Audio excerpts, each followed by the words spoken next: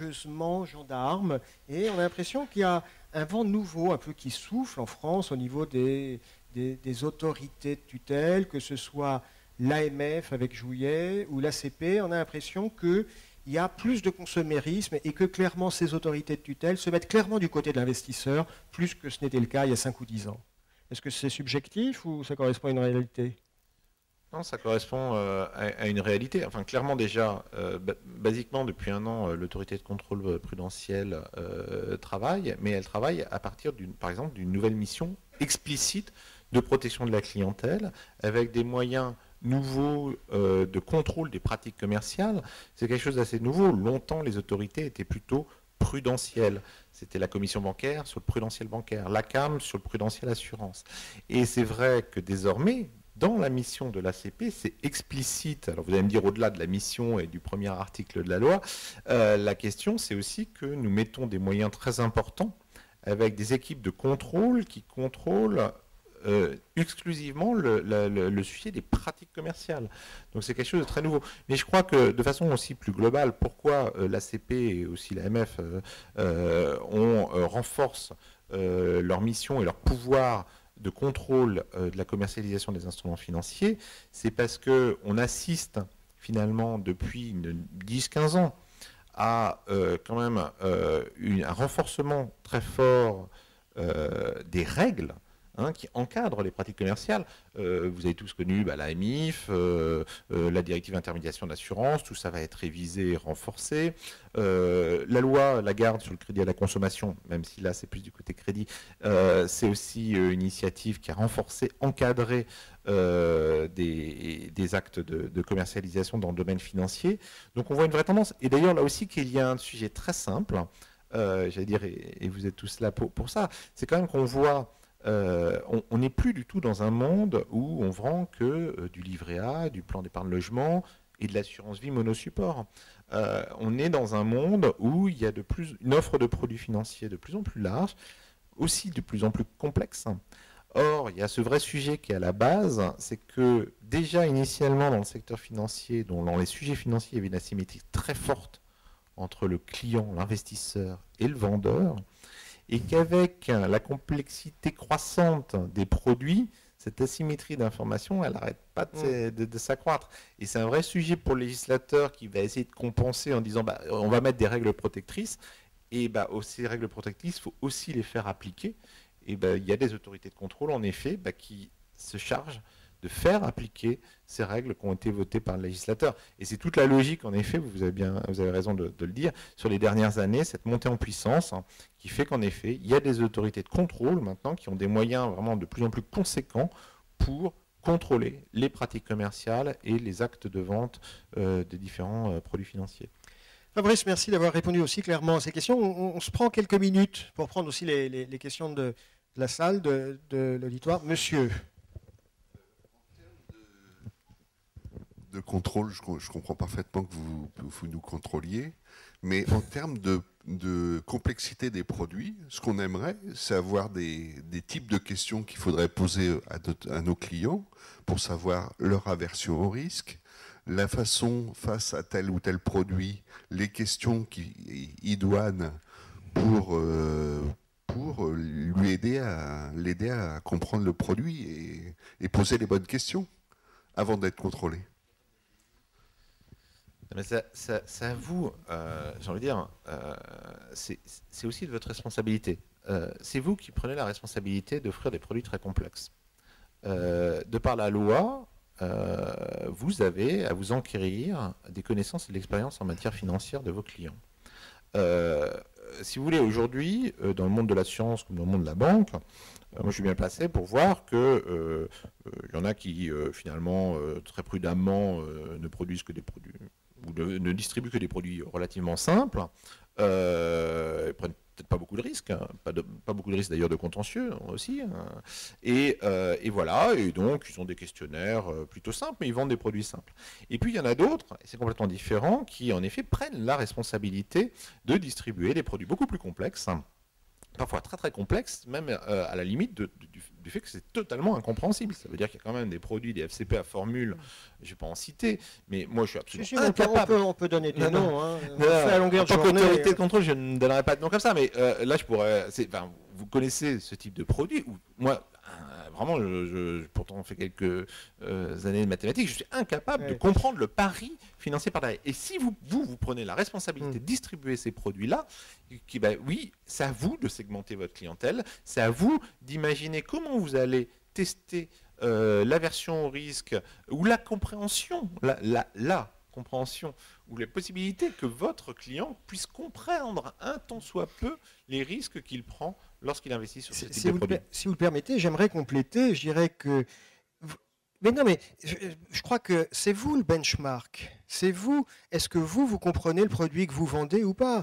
Je vais prendre un exemple très concret. Prenons un fonds action russe. Quand vous vendez à votre client un fonds action russe, vous êtes capable de lui dire, monsieur, c'est séduisant parce que sur 10 ans, ça fait 19% par an, mais il y a de la volatilité. En 2009, en moyenne, ça fait plus 130. Sauf que ça faisait suite à une année 2008 où ça avait fait moins 75%.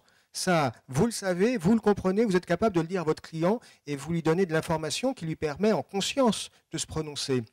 Vous êtes capable de dire, bon, en plus, les actions russes, de temps en temps, il y a un patron de boîte qui se retrouve en tôle parce que le Kremlin ne l'aime pas. C'est ça la réalité. Moi, quand je lis, c'est ce que disait Fabrice, un fonds garanti, des fois, je suis avec ma feuille Excel et je suis largué. Okay, là, à partir de ce moment-là, vous êtes comme moi, vous lisez le prospectus, vous ne comprenez rien et vous dites à votre client, écoutez, mon vieux, on ne comprend rien, peut-être qu'il ne faut pas y aller. Je crois que c'est aussi simple que ça. Pardon? Voilà. Ah oui, ça c'est très bien.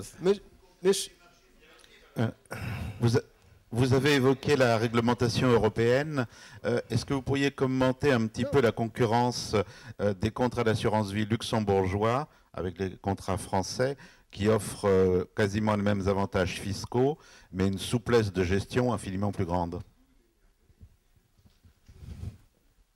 Alors, il y a deux choses.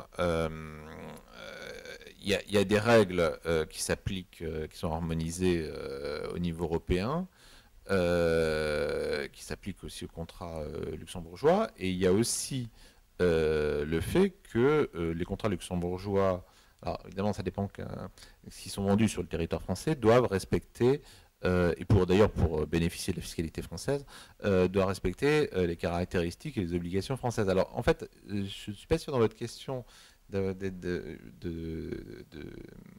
qu'en fait, dans votre question, il peut y avoir deux choses très différentes. Ça veut dire, est-ce que c'est le contrat d'assurance vie les luxembourgeois ou c'est les unités de compte qui sont luxembourgeoises? Parce que vous pouvez avoir des contrats d'assurance vie avec des SICAV luxembourgeoises. Et ça, c'est pas tout à fait la même chose.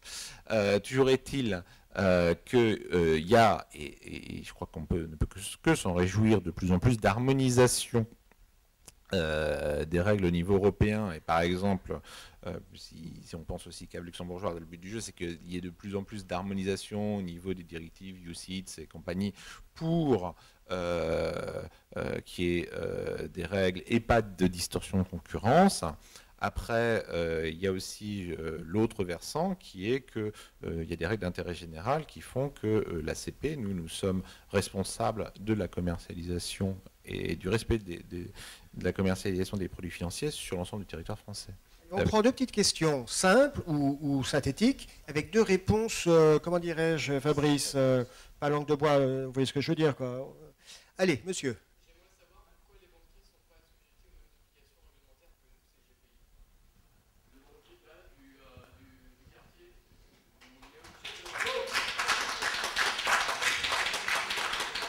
On va la garder pour le déjeuner. Fabrice reste avec nous.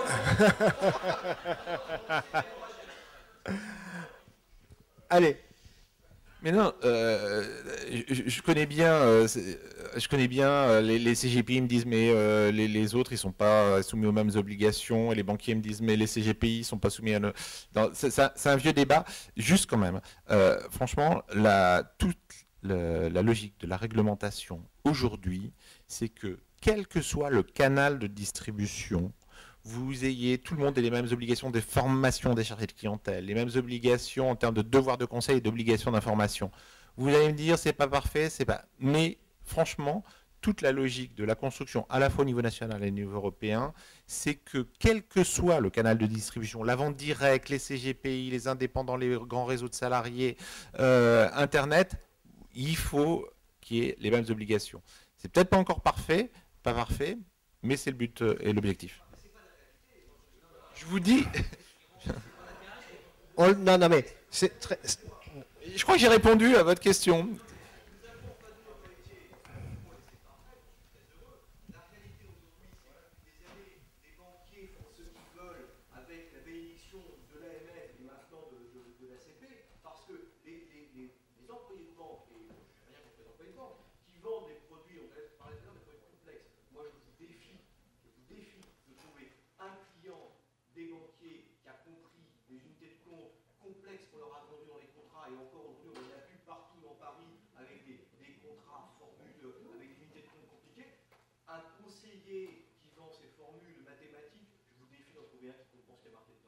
C'est clair? C'est clair? Une dernière question, mais non, alors sérieusement, on le garde pour le déjeuner, donc on pourra le travailler. Hein. Alors, une dernière question. J'ai en fait deux questions, parce qu'il y en a une qui va rebondir sur ce qui vient d'être dit.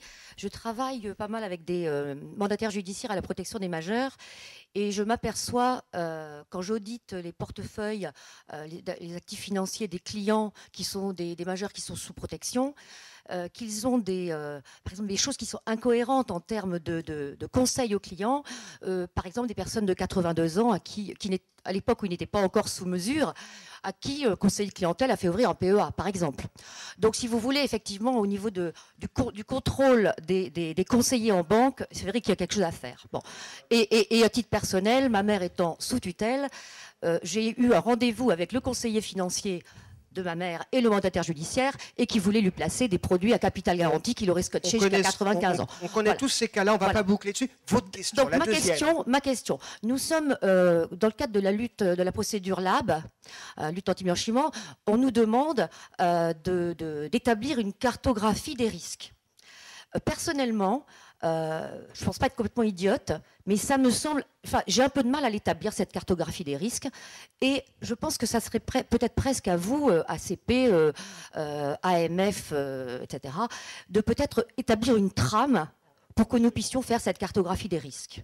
Voilà. Quelque chose qui finalement soit homogène et que tous les CGPI, les banquiers, en fait tout le monde, utilise la même trame pour identifier l'origine du risque. Alors ça peut être une initiative conduite par l'ACP et l'AMF, ça peut être aussi une initiative conduite par les associations professionnelles, et on peut être aussi dans de la Ce qu'elles ne font pas, parce que moi j'ai demandé à ma chambre de venir me contrôler pour voir si j'avais mis en place les procédures correctes. Je n'avais pas mis en place ça, et j'avoue que je sèche lamentablement là-dedans. On est un peu au milieu du désert, on est un peu nu parce qu'on se dit je ne suis pas baqué. Donc c'est vrai qu'il y a l'ACP, mais il y a aussi les organisations professionnelles, on peut être dans de la co-régulation.